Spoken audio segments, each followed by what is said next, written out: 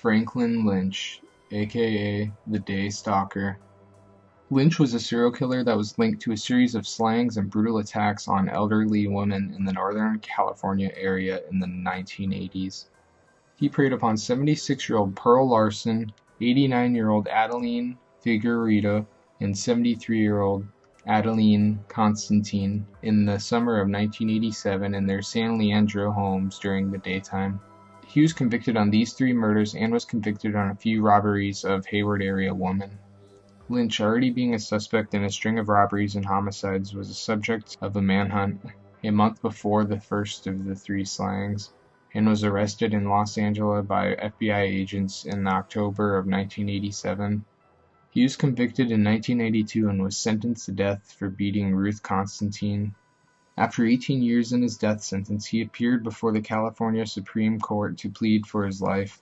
Meanwhile, he waits for that. A forensic pathologist testified at Lynch's trial saying that Adeline Figueredo died from as many as a dozen punches to the head, neck, face, and suffering brain hemorrhages and a numerous amount of broken bones. Her daughter said the whole situation is a nightmare and her family will continue to wait until Lynch is executed.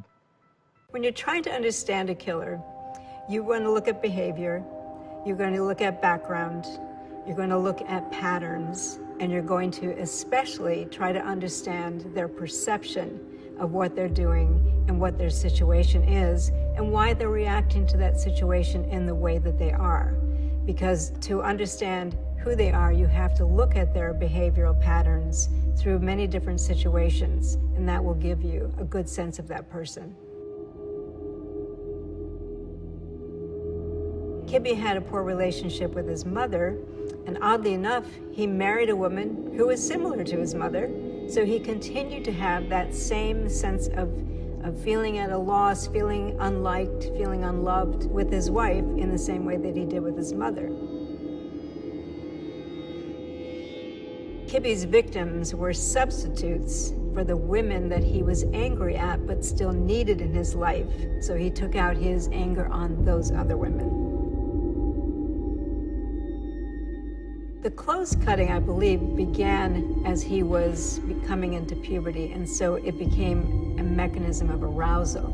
When he was cutting the clothing, he was angry and it felt good, and so that became part of a ritual for him.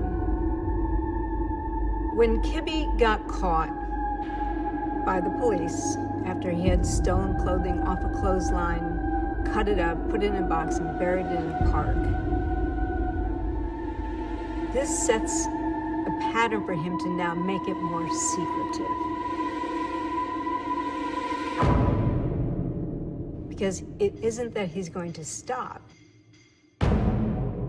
This is something he wants to do. He now needs to take it underground.